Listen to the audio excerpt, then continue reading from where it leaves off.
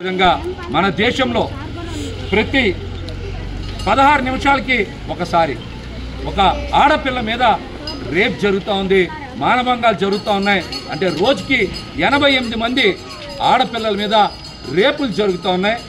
కానీ వారిలో కేవలం 30% మందికి మాత్రమే శిక్షలు పడుతున్న వాస్తవాన్ని కూడా తెలుసుకోవాలి. దీంతో పాటుగా మరి దేశంలో మనందరం పదే ఈ మధ్య మాట్లాడుతున్నాం ఎంఎస్ఎంఈల గురించి. ఎంఎస్ఎంఈల్లో 2021-22లో 6000 ఎంఎస్ఎంఈలు మూతపడ్డాయి. ప్రత్యక్షంగా కానీ పరోక్షంగా కానీ లక్షలాది మంది యువత నిరుద్యోగులుగా అయినటువంటి పరిస్థితిని కూడా మనం తెలుసుకోవాలి.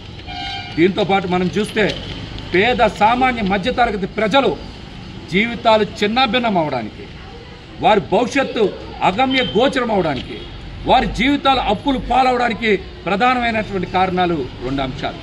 ఒకటి విద్య, 2 వైద్యం. మరి ఈ రోజున ప్రభుత్వ విద్య ఎంతవరకు పేద సామాన్య వర్గాలకు వెళ్తుందో కూడా ఈ సందర్భంలో మనం చర్చ చేసుకోవాలి. మరి ప్రభుత్వ బడుల్లో నాణ్యమైనటువంటి విద్య అందించడానికి, వస్తువుల్ని అద్భుతంగా మరి తీర్చిదిద్దడానికి ప్రభుత్వాలు ఎందుకు మరి ఈ రోజున ముందుకు రావట్లేదనే దానికి సమాధానం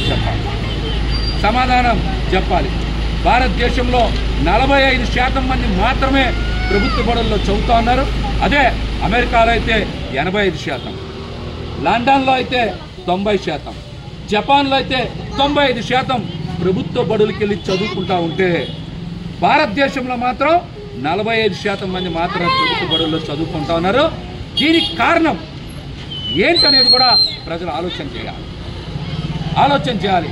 మరొక పక్కన వైద్యం చూసుకుంటే కూడా భారతదేశంలో 70% మంది ప్రజలు ఈ రోజుకి కూడా ప్రైవేట్ ఆసుపత్రులకు వెళ్ళే వైద్యం చేయించుకుంటా ఉన్నారు. ప్రభుత్వం వైద్యం మీద ఎందుకు నిర్లక్ష్యం వహిస్తూ ఉంది? ఆసుపత్రుల్ని ఎందుకు ఆధునీకరించట్లేదో సమాధానం చెప్పాలి. భారతదేశంలో ప్రతి 1000 మందికి ఒక డాక్టర్ కూడా లేరు. వాస్తవంగా అయితే 1600 మందికి ఒక డాక్టర్ ఉండాలి. కానీ భారతదేశంలో 1000 మందికి కూడా ఒక డాక్టర్ లేరంటే స్వాతంత్రం వచ్చిన తర్వాత 77 సంవత్సరాల తర్వాత కూడా పేద సామాన్య వర్గాలకి విద్య వైద్యం పట్ల ఎంత నిర్లక్ష్యానికి గురవుతున్నారో మనందరం కూడా అర్థం చేసుకోవచ్చు. ప్రతి దానికి పేద సామాన్య వర్గాల మీద పన్నులు వేసేటువంటి ఈ ప్రభుత్వం, పరోక్షంగా పన్నులు వేసేటువంటి ఈ ప్రభుత్వం కొంతమంది పెద్దలకి మాత్రం 11 లక్షల కోట్ల రూపాయలని వాళ్ళు బ్యాంకుల నుంచి రుణాలు చేసినా, మోసం చేసినా మాఫీ చేశారంటే దీని వెనకాల ఉన్నటువంటి కుట్రను కూడా ప్రజలు అర్థం చేసుకోవాలి. అదేవిధంగా మనం ఈ రోజున ఎక్కడైనా సరే మాట్లాడకపోతే ప్రభుత్వాలు కూడా కిందకి దిగి రావు.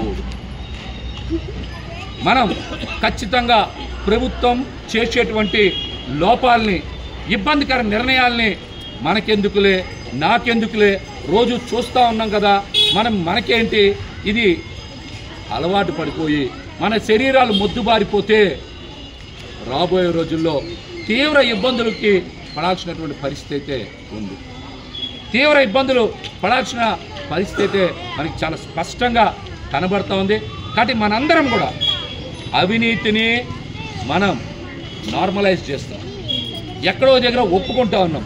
దాన్ని మనం కనుక ప్రశ్నించకపోయినా పేద సామాన్య మధ్యతరగతి వర్గాలు రాబోయే రోజుల్లో ఇబ్బందులు పడతాయని కూడా ఈ సందర్భంగా తెలియజేస్తూ మనందరం కూడా కొన్ని నిర్ణయాల్ని భరించమని పాలకులకి తెలియజేయి తీరాలి.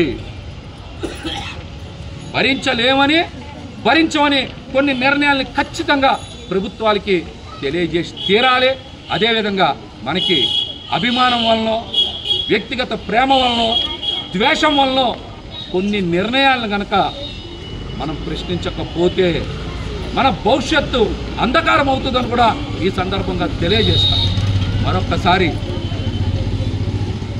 ఇక్కడ పాల్గొన్నటువంటి నాయకులకి, అదేవిధంగా విద్యార్థులకి, చిన్నారులకి, ప్రజలందరికీ కూడా గణతంత్ర దినోత్సవ శుభాకాంక్షలు తెలియజేస్తాను.